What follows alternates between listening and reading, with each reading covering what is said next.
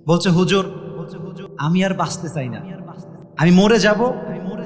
তো ফাঁসি নেওয়ার পূর্বে আমি আপনার সঙ্গে, মানে সে ফাঁসিতে ঝুলবে আর কি, তো আমার সঙ্গে লাস্ট থাকে না একটা কথা বলবো আপনার সাথে, একটা ইচ্ছা ছিল বা ভালোবাসা বা পরামর্শ চাই, এরকম টাইপের একটা ব্যাপার স্যাপার। তো হুজুর আমি তো মরেই যাব, তো শেষ কথা একটু বলতে চাই। তো বললাম আমি তো বুঝতেই পারছি খুব আবেগ, সে আবেগে সে আছে, মরে যাবে যাবে ভাব। তো বললাম তোমার কি হয়েছে আমাকে বলো তো, অনেকে হেসে ফেলবেন তাই বলছি একটু হাসিটা কন্ট্রোল করেন। বলছো হুজুর মেয়ে মানুষ কি এত বেঈমান হয়? আর হাসলেন কেন? এটাই বলছি, মেয়ে মানুষ কি এত বেঈমান হয়? সব দিলাম, মন দিলাম, ভালোবাসা দিলাম, তাকেই চাইলাম, সে বেঈমানি করে এখন আরেকজনের বউ হয়ে গিয়েছে, এই জীবনের কোনো মানে নাই। আমি বললাম রে বাবু একটু বোঝার চেষ্টা করো।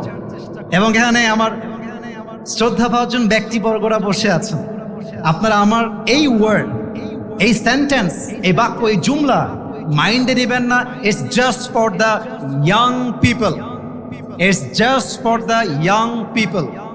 আমি একটা কথা আমার ব্যক্তিত্বের বাহিরে এসে বলছি, যেই মেয়ে তোমাকে রেখে তার স্বামীর সঙ্গে শুইতে পারে, বাচ্চা নিতে পারে, তো সে যদি মেয়ে হয়ে একটা বিয়ে করতে পারে, তুমি মরদ মানুষ, বেটা মানুষ, ও বিয়ে করছে একটা, তুই বিয়ে করবা চারটা, তুই বাঘের বাচ্চা, তোর পড়ার কোনো টাইম নাই।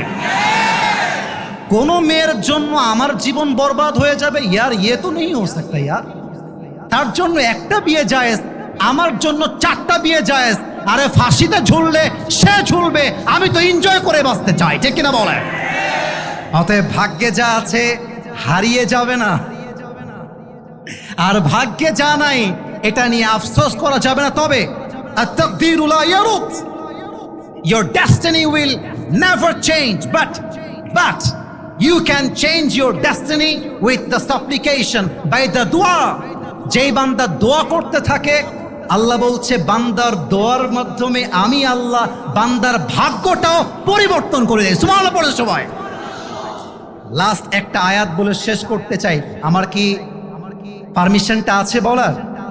এটা ভালোবেসে জিজ্ঞেস করছি, বলেন সবাই আছে? সবার পারমিশন আছে? শেষ একটা আয়াত বলেই শেষ করতে চাই। আমাদের দুই একটি কাজ বাকি আছে, বুঝে গেছি, পয়েন্ট বুঝে গেছি। সবাই একটু কাশি দেন, তাকবীর দেন সবাই, নারে তাকবীর।